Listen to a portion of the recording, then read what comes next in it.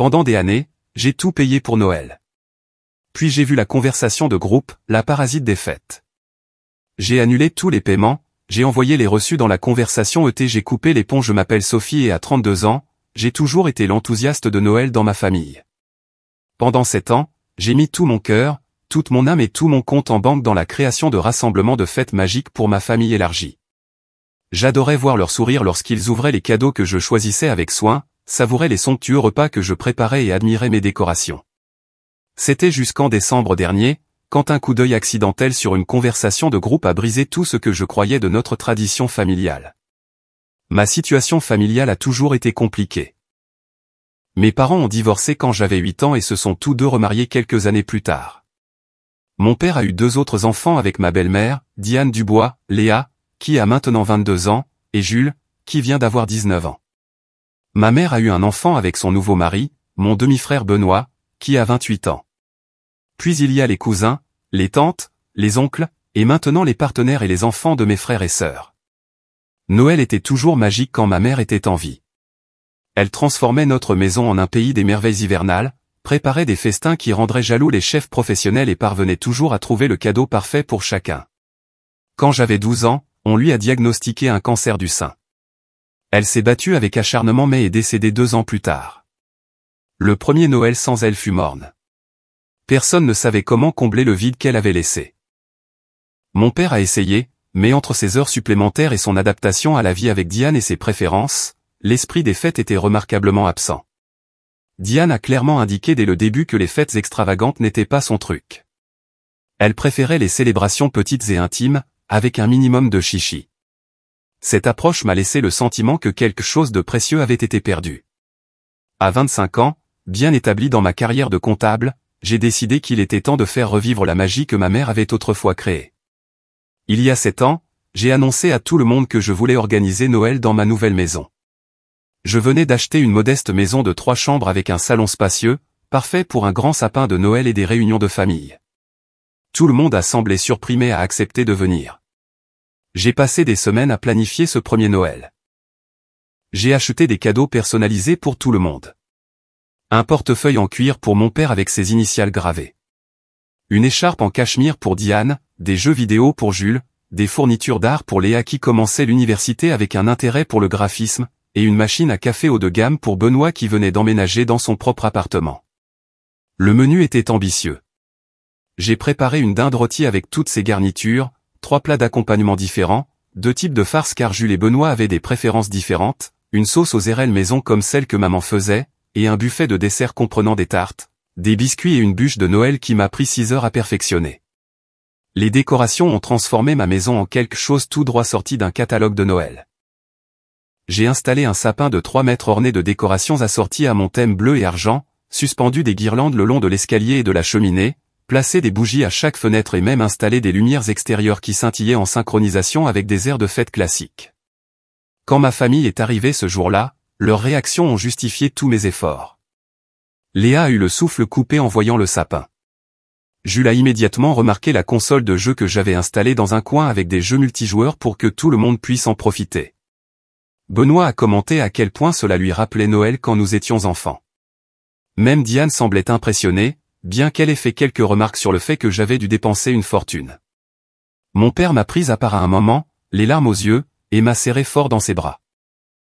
Il a murmuré, « C'est comme si une partie de ta mère était de retour. » Ce seul moment a justifié chaque euro dépensé et chaque heure de préparation.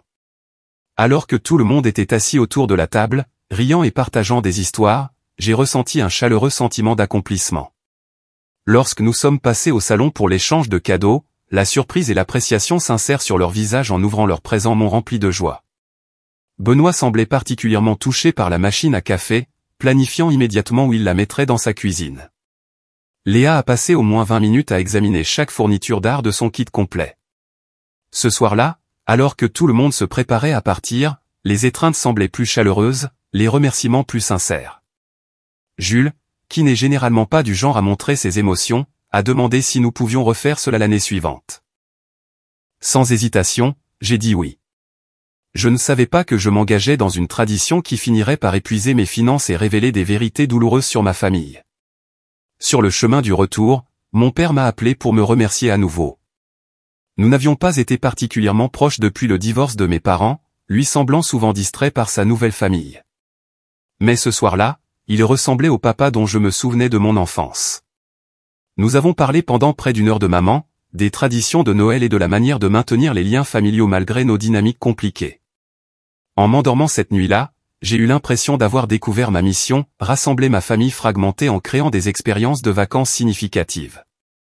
Je croyais honorer ma mère tout en construisant quelque chose de nouveau et de précieux. J'ai alors décidé que cela deviendrait notre nouvelle tradition, une tradition que je maintiendrai avec plaisir année après année. J'ai passé les semaines suivantes à me prélasser dans le souvenir d'un Noël familial réussi. J'ai créé un album photo de la journée et en ai envoyé des copies à tout le monde. J'ai commencé à prendre des notes sur ce qui avait bien fonctionné et ce qui pouvait être amélioré pour l'année suivante. J'ai même commencé à mettre de côté une petite partie de chaque salaire sur un compte séparé intitulé « Au fond de Noël », déterminé à rendre l'année suivante encore plus spéciale. Ce que je n'ai pas réalisé, c'est que j'avais créé un précédent, des attentes qui grandiraient chaque année, et que je m'étais positionné comme la seule pourvoyeuse de la magie des fêtes. Les sentiments chaleureux de ce premier Noël m'ont aveuglé sur les fardeaux que je plaçais volontairement sur mes épaules. J'étais trop heureuse de reconnecter ma famille pour voir que je risquais de me préparer à de futures déceptions. Ce qui a commencé comme une tentative sincère de faire revivre des traditions familiales chéries a rapidement évolué en une production en constante expansion. Chaque année, la liste des invités s'allongeait à mesure que mes frères et sœurs commençaient à amener des partenaires sérieux, puis des conjoints et enfin des enfants. Ce qui était au départ une réunion intime de 7 personnes est passé à 16 au dernier Noël. La première année, j'ai dépensé 1 200 € au total. Je pensais que c'était une somme importante à l'époque, mais avec le recul, cela semble presque pittoresque. La troisième année, lorsque Benoît s'est marié avec Amandine et qu'ils attendaient leur premier enfant, mes dépenses avaient grimpé à 2 500 €. Je suis passé à des cadeaux plus sophistiqués, supposant que ma famille s'attendrait à quelque chose de nouveau et d'excitant chaque année. J'ai élargi le menu pour tenir compte des préférences et restrictions alimentaires croissantes. Le Noël dernier, le total s'élevait à 4 800 €. J'ai dépensé près de 2 000 € rien que pour les cadeaux. Chaque adulte a reçu quelque chose d'une valeur d'environ 150 €, tandis que les enfants ont eu des jouets, des vêtements et des appareils électroniques, allant de 50 à 100 € chacun. Les coûts de la nourriture ont explosé pour atteindre plus de 1 000 €, car j'ai commencé à me procurer des ingrédients bio et locaux et à répondre aux demandes spéciales. Les décorations sont devenues plus élaborées chaque année. Ce qui avait commencé comme un simple thème a évolué vers des présentations conçues par des professionnels. L'année dernière, j'ai engagé un étudiant en art local pour m'aider à créer des centres de table et des arrangements extérieurs personnalisés, ce qui m'a coûté près de 500 €. La nouvelle dépense la plus importante était l'hébergement. À mesure que la famille s'agrandissait, ceux qui vivaient dans d'autres villes avaient besoin d'un endroit où loger. Les hôtels pendant la période des fêtes étaient prohibitifs, alors j'ai commencé à louer une maison de vacances à proximité pour loger tout le monde confortablement. Cela a ajouté 1 300 € à mon budget de Noël. Pour gérer ces coûts croissants, je prenais des projets de comptabilité supplémentaires tout au long de l'année et faisais des heures supplémentaires pendant la période des déclarations fiscales. J'ai créé un plan d'épargne complexe, mettant de l'argent de côté chaque mois spécifiquement pour le fonds de Noël. Je suivais les soldes tout au long de l'année pour acheter des cadeaux au meilleur prix possible. J'ai commencé à fabriquer certaines décorations à la main pour économiser de l'argent tout en maintenant la qualité que tout le monde attendait. Ce à quoi j'ai renoncé était significatif. Pendant 7 ans, je n'ai pris aucune vacances personnelles. Mon dernier voyage avait été une escapade d'un week-end sur une plage voisine, 3 ans avant ce premier Noël. Je conduisais une vieille voiture qui avait désespérément besoin d'être remplacée, mais je repoussais sans cesse l'achat. Ma garde-robe se composait principalement de vêtements de travail et de basiques, car j'achetais rarement quelque chose de nouveau pour moi. Je vivais dans un état constant de prudence financière, toujours consciente que décembre exigerait une part substantielle de mon revenu annuel. Ma meilleure amie, Camille, a été témoin de cette transformation avec une inquiétude croissante. Nous nous voyions pour un café tous les mois, et chaque fois, elle remettait gentiment en question mon dévouement à cette tradition coûteuse. « Sophie, est-ce qu'ils apprécient au moins ce que tu fais pour eux ?» m'a-t-elle demandé en octobre dernier alors que je lui montrais la liste de cadeaux de Noël que j'avais méticuleusement planifiée. « Bien sûr qu'ils apprécient », ai-je répondu sur la défensive. « Tu devrais voir leur visage quand ils ouvrent leurs cadeaux. Ils adorent ça. » Mais est-ce qu'il propose un jour de contribuer, d'aider à la cuisine, à la décoration ou aux frais, a insisté Camille. J'ai balayé ses inquiétudes d'un revers de main. Ils ont leurs propres dépenses. Benoît et Amandine ont 2 enfants maintenant. Jules est encore à l'université. Mon père aide Léa avec ses prêts étudiants. Ils n'ont pas les moyens de participer, et ça ne me dérange pas. J'adore faire ça. Camille m'a jeté ce regard, celui qui disait qu'elle savait mieux mais qu'elle n'insisterait pas. Si ça te rend heureuse, alors tant mieux, mais assure-toi juste qu'on ne profite pas de toi. Je me souviens avoir ressenti une pointe d'irritation à sa suggestion. Comment ma propre famille pourrait-elle profiter de moi? C'était mon choix, mon cadeau pour eux. Je créais des souvenirs, je maintenais des liens. Je suivais les traces de ma mère, gardant son esprit vivant à travers ces célébrations élaborées. Pourtant, parfois, dans les moments de calme où j'examinais mes relevés bancaires ou calculais combien d'heures supplémentaires je devrais travailler pour couvrir les dépenses à venir, une petite voix faisait écho aux avertissements de Camille. En faisais-je trop? Comprenait-il vraiment les sacrifices que je faisais pour créer ces Noëls parfaits? Ferait-il la même chose pour moi? Je faisais taire ces doutes en me rappelant la joie sur leur visage, les rires autour de la table, les messages de remerciement que je recevais le lendemain de Noël. Je me disais que la pression financière était temporaire, mais que les souvenirs que nous créions dureraient éternellement. Je me suis convaincu que cette tradition était ma mission, ma contribution pour garder notre famille unie malgré les divorces, les remariages et la distance géographique. Ce que je ne voyais pas alors, c'est que ma générosité n'avait pas créé de la gratitude, mais une attente. Chaque année, en élevant la barre de ce que devrait être Noël, je n'inspirais pas les autres à contribuer, mais je les entraînais à recevoir. L'appréciation chaleureuse de ce premier Noël s'était progressivement transformée en quelque chose de plus proche d'un dû, mais j'étais trop investi dans l'identité que j'avais créée en tant que faiseuse de miracles de Noël de la famille pour reconnaître la dynamique changeante. Avec le recul, les signes étaient là depuis le début, des signaux d'alarme clignotants que j'ignorais obstinément. Mon frère Benoît, malgré son enthousiasme initial, n'a jamais proposé une seule fois d'aider au nettoyage après les festivités. Alors que tout le monde portait au moins son assiette à la cuisine ou ramassait le papier cadeau, Benoît trouvait invariablement une raison de disparaître dès la fin du dîner, se retirant souvent dans le salon pour regarder la télévision ou jouer avec ses nouveaux cadeaux. Quand je lui en ai fait la remarque en plaisantant une fois, il a répondu « Mais tu es si pointilleuse sur la façon dont tout doit être fait. Je me dis que c'est plus simple si je ne me mets pas dans tes pattes. » J'ai accepté cette explication, même si elle m'a piqué. Amandine, sa femme, était plus ouvertement critique. Chaque année, lorsqu'elle ouvrait son cadeau soigneusement choisi, un léger froncement de sourcils traversait son visage avant qu'elle ne se reprenne pour offrir ses remerciements. Le pull en cachemire était charmant, mais pas tout à fait sa couleur. Le sac à main de créateur était joli, mais pas le style qu'elle avait laissé entendre à Benoît. Les bijoux étaient magnifiques, mais elle portait habituellement de l'argent, pas de l'or. Ses plaintes étaient toujours formulées sous couvert d'appréciation, ce qui les rendait difficiles à aborder directement. Mais ma belle-sœur Christine ne faisait jamais ça. Elle était toujours sincèrement reconnaissante. Ma sœur Léa devenait de plus en plus exigeante à chaque Noël. Ce qui avait commencé comme une gratitude enthousiaste pour son premier ensemble de fournitures d'art professionnel a évolué en demande spécifique de marques chères et d'outils spécialisés. L'année dernière, elle m'a envoyé une liste de souhaits en novembre avec des liens vers exactement ce qu'elle voulait, des articles totalisant plus de 300 €. Quand j'ai suggéré gentiment que cela dépassait mon budget pour les cadeaux individuels, elle a répondu « Mais tu as offert à Benoît et Amandine cette cave à vin sophistiquée l'année dernière. » J'ai mordu ma langue pour ne pas souligner que c'était un cadeau de ménage partagé pour 2 adultes, pas un seul cadeau pour une personne. Ma belle-mère Diane n'a jamais vraiment approuvé mes extravagances de Noël. Les premières années, ses critiques étaient des commentaires subtils sur l'excès et le gaspillage, glissés entre des compliments sur la nourriture ou les décorations. Avec le temps, elle est devenue moins réservée dans sa désapprobation. Noël, c'est la famille, pas les cadeaux de luxe et la nourriture gastronomique, déclarait-elle tout en acceptant le parfum coûteux que je lui avais acheté et en se resservant de la côte de bœuf que j'avais passé des heures à préparer. Les attentes devenaient plus exigeantes chaque année. Jules a commencé à comparer mes Noëls à ceux qu'il voyait sur les réseaux sociaux de ses amis de l'université. Pourquoi on ne fait pas un Père Noël secret comme la famille de Romain? Ils reçoivent tous un seul cadeau vraiment incroyable au lieu de plein de petits. Quand j'ai expliqué que j'aimais choisir quelque chose de spécial pour chaque personne, il a haussé les épaules et a dit « Ça semble juste inefficace. » Pas une seule fois en 7 ans, quelqu'un n'a demandé s'il pouvait contribuer financièrement. Personne n'a proposé d'apporter un plat d'accompagnement ou un dessert, à moins que je ne le leur assigne spécifiquement.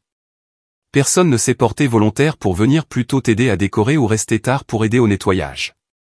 Chaque année, j'envoyais des invitations qui incluaient la phrase « Dites-moi si vous voulez apporter quelque chose ». Et chaque année, les réponses étaient des variations de « Juste nous-mêmes » ou « J'ai hâte de voir le repas incroyable que tu vas nous préparer cette fois ». L'année dernière a livré le signal d'alarme le plus clair de tous, si évident que même moi, je ne pouvais pas le rationaliser. Après le dîner, Jules a annoncé qu'il partait tôt pour se rendre à une fête de Noël chez un ami. C'était après que j'ai pris des dispositions pour qu'il reste dans la maison de location que j'avais payée. Après avoir préparé tous ses plats préférés et passé des semaines à choisir ses cadeaux, il est parti en laissant la moitié de ses présents non ouverts, promettant de les récupérer la prochaine fois, et s'en est allé avec à peine un merci, laissant un vide notable lors de notre soirée de jeu en famille. Je me suis retiré dans la cuisine, soi-disant pour préparer le café et le dessert, mais en réalité pour cacher les larmes qui menaçaient de couler.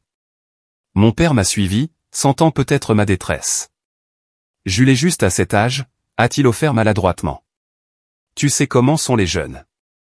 Ta célébration est merveilleuse, Sophie.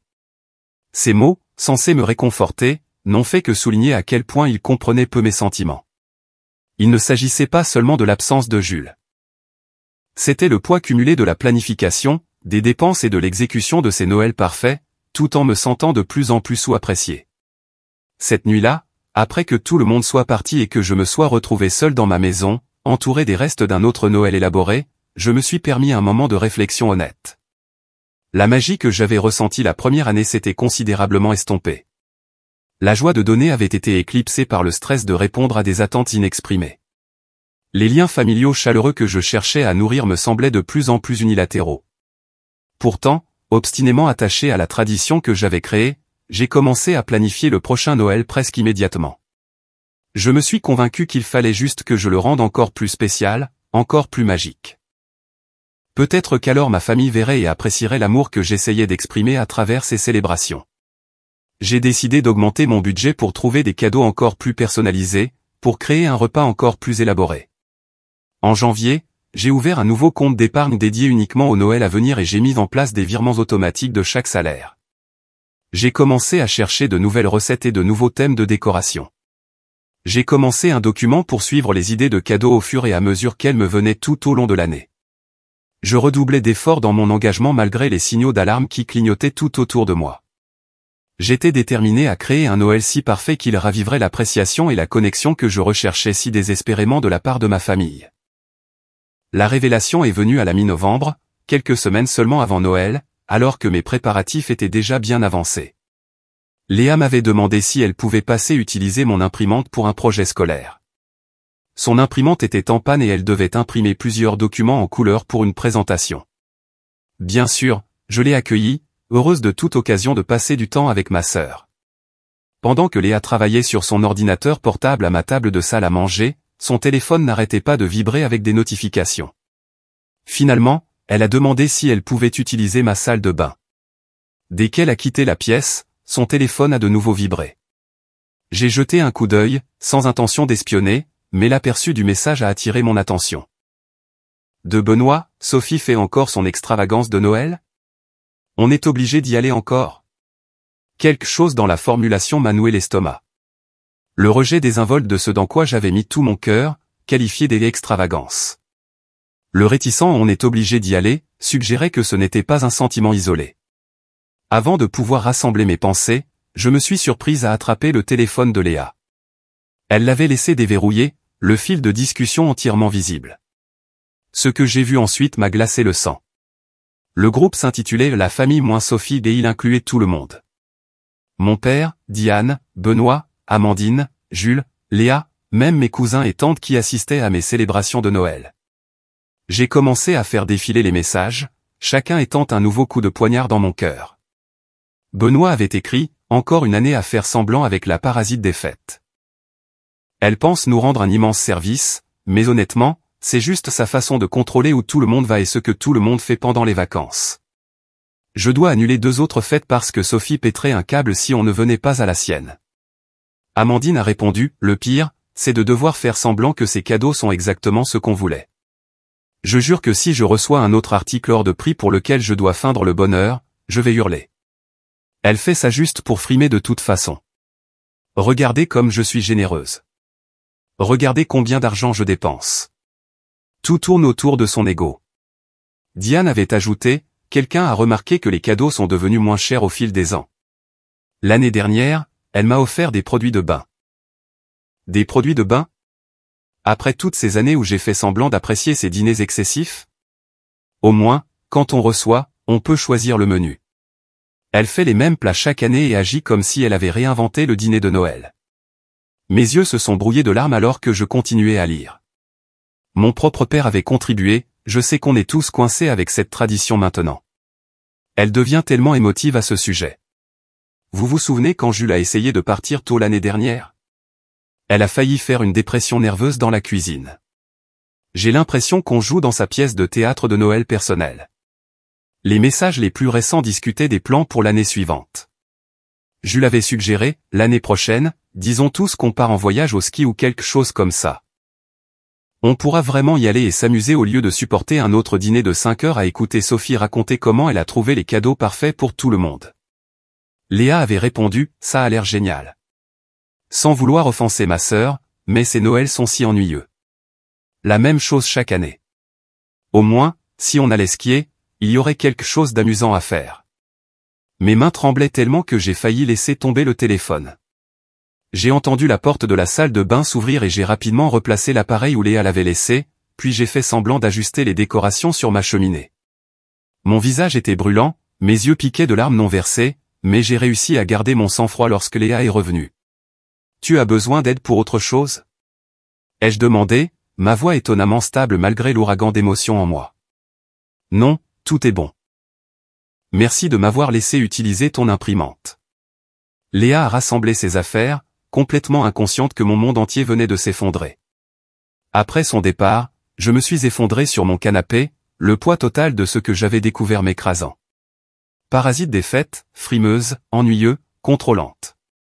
Les mots tourbillonnaient dans mon esprit, chacun dépouillant des années de croyances chéries sur mon rôle dans notre famille. J'ai sorti les albums photos des Noëls passés, étudiant les visages sur les photos avec un regard neuf. Ces sourires étaient-ils sincères? Ces rires étaient-ils réels? Avaient-ils tous joué un rôle, jouant dans ce que mon père avait cruellement appelé ma pièce de théâtre de Noël personnelle? Depuis combien d'années cette conversation de groupe existait-elle? Avait-il toujours ressenti cela? La trahison était d'autant plus profonde qu'elle était totale.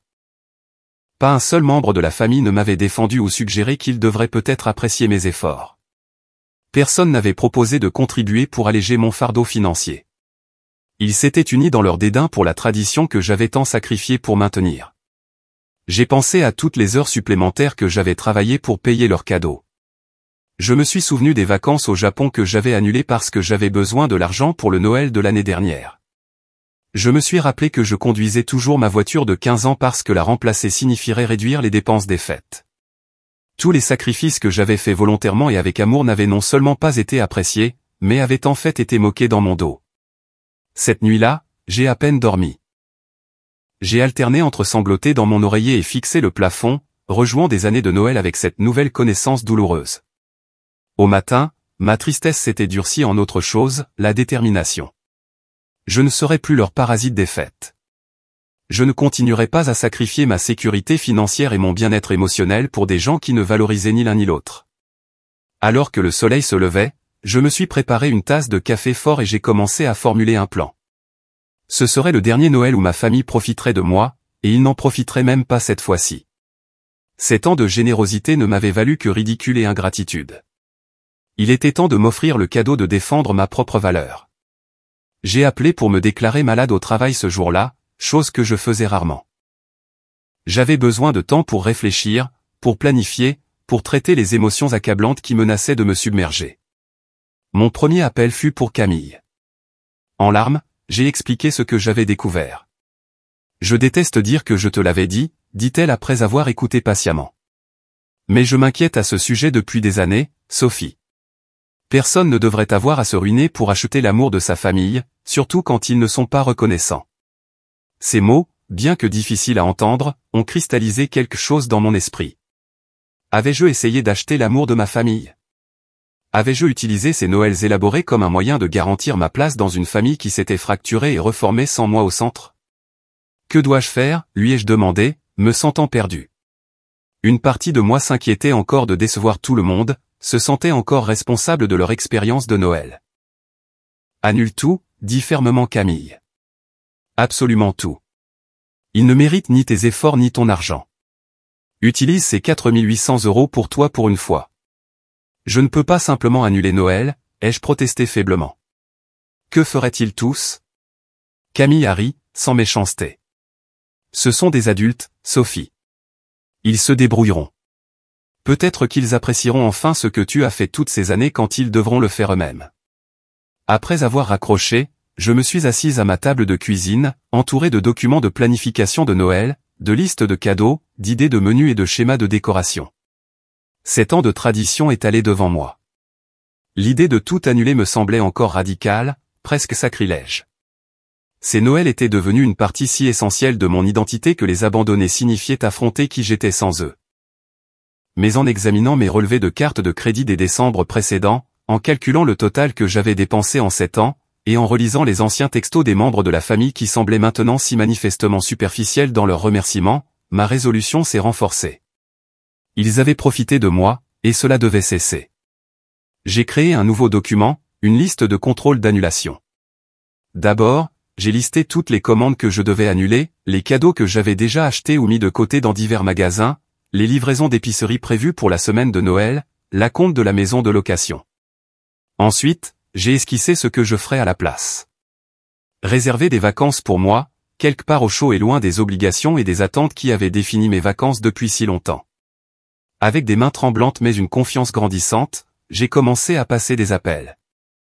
J'ai annulé l'acompte de 500 € sur la maison de location, acceptant les 100 € de frais d'annulation comme un petit prix pour ma liberté. Je suis retourné dans les magasins pour annuler les commandes de cadeaux ou retourner les articles déjà achetés. J'ai appelé le traiteur qui devait livrer de la nourriture supplémentaire et j'ai également annulé leur service. Chaque annulation était à la fois terrifiante et libératrice. Je démantelais la structure que j'avais si soigneusement construite pendant 7 ans, la tradition dans laquelle j'avais investi mon cœur et mes finances. Pourtant, à chaque appel téléphonique, à chaque élément rayé de ma liste, je me sentais plus légère. Ce soir-là, j'ai réservé un séjour en Martinique, départ le 23 décembre et retour le 2 janvier. 10 jours de soleil, de plage et de liberté des obligations familiales. Le coût total était de 3000 €, nettement moins que ce que j'avais budgété pour Noël, mais c'était toujours le cadeau le plus cher que je me sois jamais offert. En confirmant la réservation, une bulle de rire hystérique m'a échappé. Je le faisais vraiment. Je me choisissais. Le défi suivant était de décider comment l'annoncer à ma famille. Annoncer simplement l'annulation par SMS ou par email semblait lâche, mais je ne pouvais pas non plus faire face à la perspective de conversations individuelles où ils pourraient tenter de me culpabiliser pour me faire changer d'avis. Après réflexion, j'ai opté pour un plan qui me semblait à la fois approprié et agréablement dramatique. J'allais utiliser leurs propres conversations de groupe secrètes contre eux. Au cours des jours suivants, j'ai rassemblé des preuves. J'ai retrouvé les reçus des 7 Noël, organisés par année et par catégorie. J'ai calculé le total dépensé pour chaque membre de la famille au fil des ans. J'ai compilé un document montrant à quel point j'avais sacrifié financièrement pour maintenir ces célébrations. J'ai même créé une feuille de calcul estimant les heures passées à planifier, faire les courses, cuisiner et nettoyer. Puis j'ai préparé ce que j'allais dire. J'ai rédigé et remanié un message qui exprimait ma blessure sans paraître vindicatif, qui établissait des limites sans brûler complètement les ponts. Je voulais qu'ils comprennent l'impact de leurs actions sans leur donner la satisfaction de me voir complètement brisé par leur trahison. À l'approche du week-end, un calme étrange s'est installé en moi. Le choc et la douleur initiaux n'avaient pas disparu, mais ils s'étaient transformés en quelque chose de plus gérable, de plus ciblé. Je n'étais plus la victime impuissante de l'ingratitude de ma famille. J'étais une femme qui reprenait son temps, son argent et son amour-propre. J'ai fait un dernier pas dans ma préparation. J'ai retiré toutes les décorations de Noël de ma maison. La couronne a été enlevée de la porte d'entrée. Les guirlandes lumineuses ont été rangées. Les coussins à thème de vacances sont retournés au placard. J'ai créé un espace physique qui correspondait à mon état émotionnel, clair, sans fardeau et prêt pour un nouveau départ. Noël viendrait toujours, mais cette année, il arriverait sans mes efforts exhaustifs pour créer de la magie pour des gens qui n'avaient pas vu l'amour derrière la tradition. Le dimanche matin, exactement une semaine avant Noël, j'ai envoyé un SMS à Léa avec ce que j'espérais être un ton joyeux et décontracté. « Salut, pourrais-tu m'ajouter à la conversation de groupe familial ? J'ai quelques photos de mise à jour de Noël que je veux partager avec tout le monde en même temps. » Sa réponse est venue rapidement.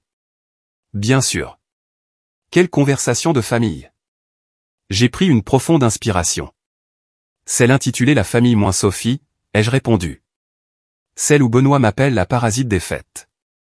Il y eut une longue pause avant que son prochain message n'apparaisse. Sophie, je peux t'expliquer. Ce n'est pas ce que tu penses. Je n'ai pas répondu. 5 minutes plus tard, mon téléphone a vibré avec une notification. Léa m'avait ajouté à la conversation de groupe. J'ai regardé la confusion se propager dans la conversation. Léa, pourquoi as-tu ajouté Sophie à cette conversation ? A écrit Benoît.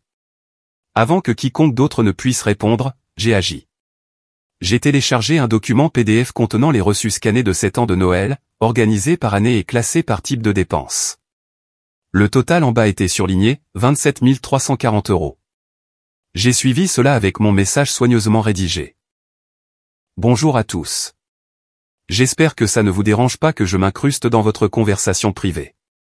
Je voulais partager quelques chiffres intéressants avec vous.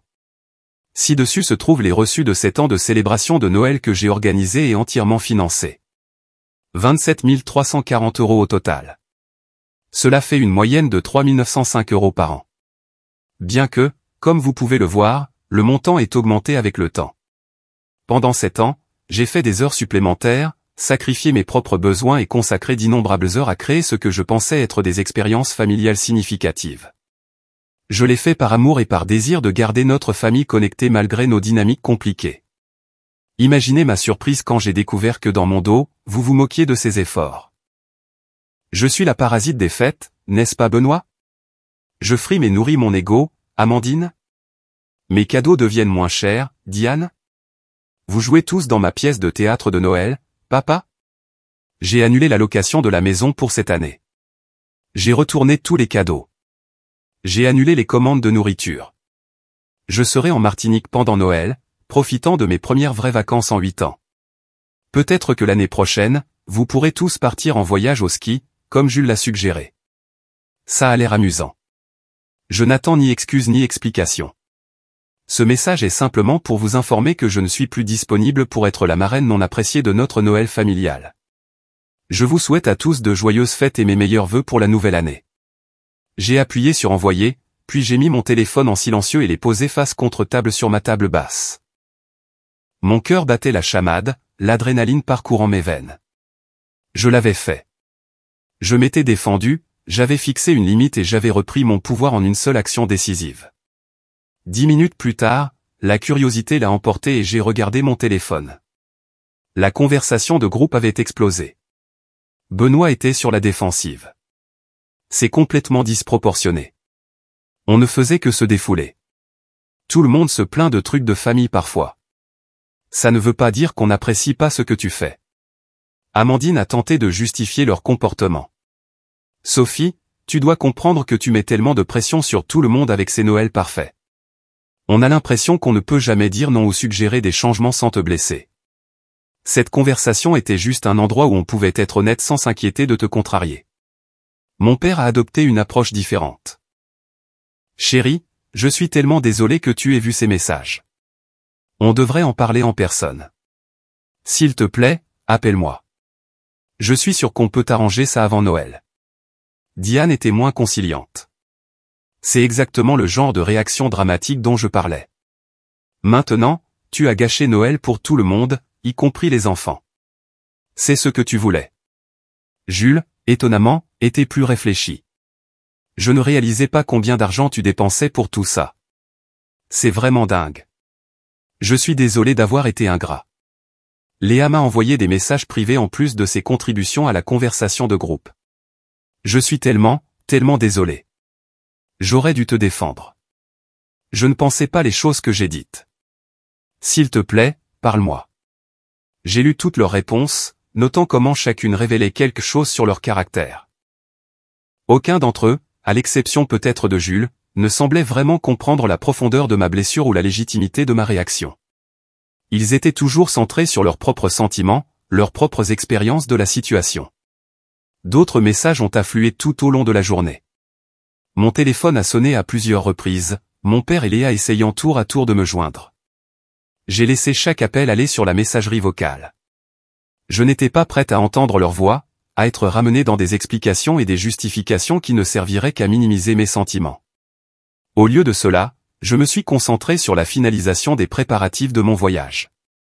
J'ai demandé à un voisin de relever mon courrier et d'arroser mes plantes. J'ai fait mes valises avec des vêtements d'été que je n'avais pas portés depuis des années, me souvenant avec un pincement au cœur que j'avais sauté des vacances à la plage pour économiser pour les dépenses de Noël. J'ai acheté de nouvelles lunettes de soleil et un chapeau à large bord, de petits luxes qui semblaient symboliques de mon nouvel engagement envers le soin de soi. Le soir, quand j'ai finalement revérifié la conversation de groupe, le ton avait changé. Mon silence continu avait clairement montré que j'étais sérieuse, que ce n'était pas une explosion temporaire à gérer avec des mots apaisants ou des appels émotionnels. Benoît avait écrit « Je suppose qu'on a vraiment tout gâché ». Je ne réalisais pas à quel point Sophie dépensait pour ses Noëls. On aurait dû contribuer. Amandine, toujours un peu sur la défensive mais s'adoucissant, a ajouté « Peut-être qu'on peut prévoir quelque chose pour son retour. » Lui montrer qu'on l'apprécie. Mon père semblait abattu. J'ai échoué en tant que parent ici. J'aurais dû voir ce qui se passait et intervenir. Sophie porte cette tradition familiale seule depuis trop longtemps.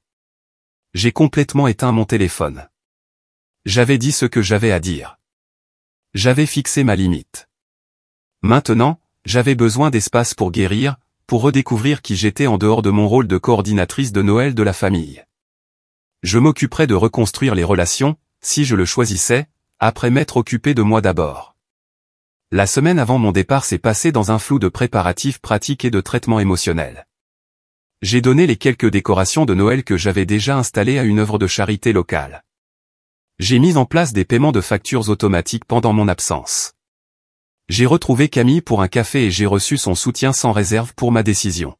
« Tu te fais enfin passer en premier », a-t-elle dit en levant sa tasse pour trinquer. Il était grand temps.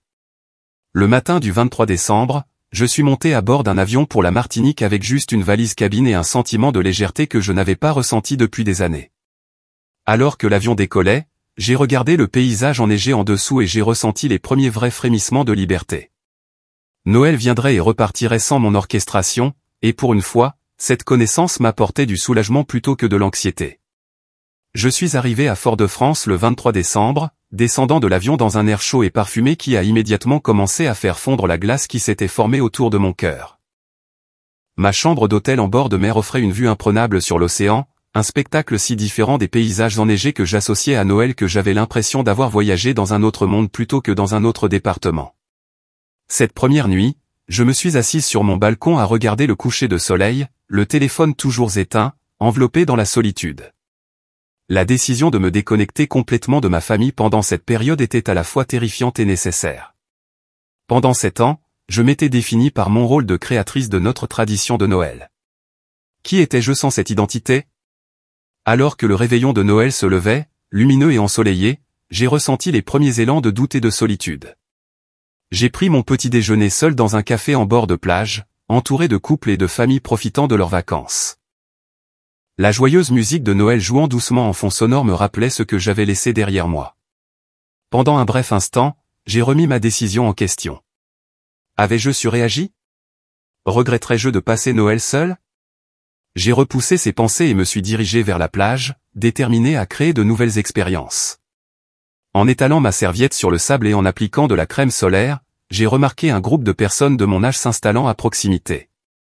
Ils avaient une petite enceinte portable jouant de la musique de Noël et organisaient un pique-nique qui incluait de manière incongrue à la fois des fruits tropicaux et des pains d'épices. Une femme m'a remarqué en train de regarder et m'a fait un signe. « Je suis Laure », a-t-elle crié. « Tu es seule ici aussi ?»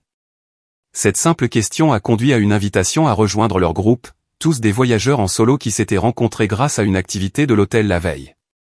Il y avait Laure, une enseignante de Bretagne récemment divorcée. Michel, un ingénieur logiciel d'Occitanie dont la famille était dispersée à travers le pays. Daniel, une infirmière des Hauts-de-France qui travaillait chaque année pendant les fêtes mais avait enfin pris du temps pour elle. Et Pierre, un veuf de Provence-Alpes-Côte d'Azur, passant son premier Noël sans sa femme. Nous sommes le club des orphelins des fêtes, a expliqué Laure en riant. Tous passant Noël loin de la famille pour diverses raisons. L'ironie du nom, compte tenu de la façon dont Benoît m'avait appelé dans la conversation de groupe, ne m'a pas échappé. Mais au lieu de me sentir blessé par ce rappel, je me suis surprise à sourire. Peut-être étais-je une orpheline des fêtes maintenant, mais je n'étais pas seul dans ce statut. Ce jour-là, nous avons nagé dans l'océan, construit un bonhomme de sable plutôt qu'un bonhomme de neige, et partagé des histoires de fêtes passées. Je me suis surprise à leur parler de ma tradition de 7 ans d'organisation de Noël. Bien que j'ai passé sous silence la fin douloureuse, leurs réactions ont validé des sentiments que j'avais réprimés depuis si longtemps. 7 ans sans que personne ne propose d'aider financièrement? Pierre a secoué la tête, incrédule. Ma défunte femme et moi partagions toujours les dépenses des fêtes avec ses frères et sœurs. C'était une évidence. Et personne n'a jamais reçu en retour, a demandé Laure. Ça ne semble pas juste du tout. Leur simple reconnaissance du déséquilibre que j'avais accepté pendant si longtemps a été guérisseuse d'une manière que je n'avais pas prévue. Ces étrangers pouvaient voir immédiatement ce que j'avais été incapable de reconnaître pendant des années. Ma famille avait profité de ma générosité. Le matin de Noël, je me suis réveillé avec un SMS de leur m'invitant à un petit déjeuner sur la plage avec les orphelins des fêtes. Ils avaient organisé un petit échange de cadeaux, limite de 5 €, et m'avaient demandé de me joindre si je me sentais à l'aise. J'ai trouvé un collier de coquillages dans une boutique de cadeaux du hall de l'hôtel et je suis allé les retrouver. La célébration improvisée ne ressemblait en rien aux Noëls élaborés que j'avais orchestrés par le passé. Nous nous sommes assis sur des serviettes de plage, avons mangé des pâtisseries achetées dans une boulangerie locale et avons échangé nos simples cadeaux avec un plaisir sincère. Personne ne jouait la gratitude. Personne n'était secrètement plein de ressentiment face aux attentes. C'était authentique d'une manière que mes Noëls en famille n'avaient pas été depuis des années. Quand j'ai finalement rallumé mon téléphone ce soir-là, j'ai été inondé de messages. Ma famille était apparemment passée par des étapes de colère, de confusion, et enfin de compréhension réticente. Mon père avait envoyé un long message reconnaissant tout ce que j'avais fait et à quel point cela avait été peu apprécié. Benoît avait envoyé des excuses brèves mais apparemment sincères. Léa avait envoyé des messages quotidiens exprimant ses remords et son inquiétude. J'ai répondu brièvement à chacun d'eux, confirmant que j'étais en sécurité et que je profitais de mes vacances. J'ai promis que nous parlerions à mon retour, mais j'ai souligné que les choses seraient différentes à l'avenir. Puis j'ai reporté mon attention sur le reste de mon voyage, explorant l'île, créant des souvenirs avec mes nouveaux amis et réfléchissant aux leçons des 7 dernières années. Au moment où mon vol a atterri à la maison le 2 janvier, j'avais gagné plus qu'un bronzage. J'avais retrouvé mon estime de soi et développé une vision claire des limites que je devais établir avec ma famille. La première personne à me rendre visite fut Léa. Elle est arrivée les larmes aux yeux et avec une lettre d'excuse manuscrite. Nous nous sommes assises sur mon canapé, à l'endroit même où j'avais découvert la conversation de groupe dévastatrice, et nous avons eu la conversation la plus honnête que nous ayons partagée depuis des années. Je n'ai jamais voulu te faire de mal, a-t-elle dit. Je me suis laissé entraîner à essayer de m'intégrer avec Benoît et Jules. J'aurais dû te défendre. J'ai pardonné à Léa, reconnaissant qu'à 22 ans, elle cherchait encore sa place dans notre dynamique familiale compliquée. Ces remords sincères m'ont touché et j'ai vu cela comme une opportunité de construire une relation plus équilibrée à l'avenir. Mon père est venu ensuite, apportant le dîner en guise d'offrande de paix. Il semblait plus âgé, comme accablé par la reconnaissance de son incapacité à apprécier mes efforts. Les fêtes ont été terribles sans toi, a-t-il admis. Rien ne s'est organisé. Personne ne savait comment coordonner quoi que ce soit. Benoît et Amandine se sont disputés à propos du menu. Jules est parti au bout d'une heure. On est tous restés assis là, réalisant à quel point on comptait sur toi et à quel point on avait mal montré notre gratitude. Sa reconnaissance était validante, mais j'ai fait attention à ne pas retomber dans mon ancien rôle. Je n'organiserai pas Noël l'année prochaine, lui ai-je dit fermement. Ou si je le fais, ce sera très différent. Les coûts seront partagés. Les responsabilités seront divisées. Ma générosité aura des limites. Il a hoché la tête, acceptant cette nouvelle réalité. Quoi que tu décides, nous le respecterons. Tu méritais mieux de notre part à tous. Au cours des semaines suivantes, j'ai eu des conversations similaires avec le reste de la famille. Certains ont été plus réceptifs que d'autres. Amandine est restée quelque peu sur la défensive, suggérant que j'avais été trop sensible à leur taquinerie. Jules m'a surprise par sa maturité, proposant d'accueillir lui-même la prochaine réunion de famille. Benoît a reconnu ses paroles blessantes, mais semblait mal à l'aise avec la profondeur de l'émotion entourant la situation. Camille a célébré mes nouvelles limites avec une soirée entre filles. Tu aurais dû voir leur tête quand je leur ai dit que je n'organiserais plus, à moins que tout le monde ne contribue équitablement, lui ai-je raconté autour d'un cocktail. Elle a levé son verre pour trinquer, à Sophie, qui a enfin réalisé que sa valeur ne se mesure pas à ce qu'elle donne sans recevoir. Au fil des mois, ma relation avec ma famille s'est lentement reconstruite sur des bases plus égales. J'ai cessé d'être l'organisatrice par défaut, celle qui s'occupait toujours de tout le monde à ses propres dépens. J'ai appris à dire non sans culpabilité et oui avec des attentes claires. Plus important encore, j'ai appris que l'amour ne devrait pas exiger de sacrifices financiers ou d'efforts non réciproques. Lorsque Noël s'est de nouveau approché, je l'ai affronté avec une nouvelle perspective. J'ai accepté une invitation à un petit dîner chez mon père, n'apportant qu'un plat à partager et des cadeaux dans les limites de mon budget confortable. La célébration était plus simple que celle que j'avais orchestrée par le passé, mais il y avait une authenticité qui manquait auparavant. Léa a aidé à la cuisine. Benoît et Amandine ont apporté le dessert. Jules a organisé une soirée de jeux que tout le monde a vraiment apprécié. Mon père a porté un toast, reconnaissant à quel point ce Noël était différent et exprimant l'espoir que notre famille avait appris des leçons importantes sur l'appréciation et la réciprocité.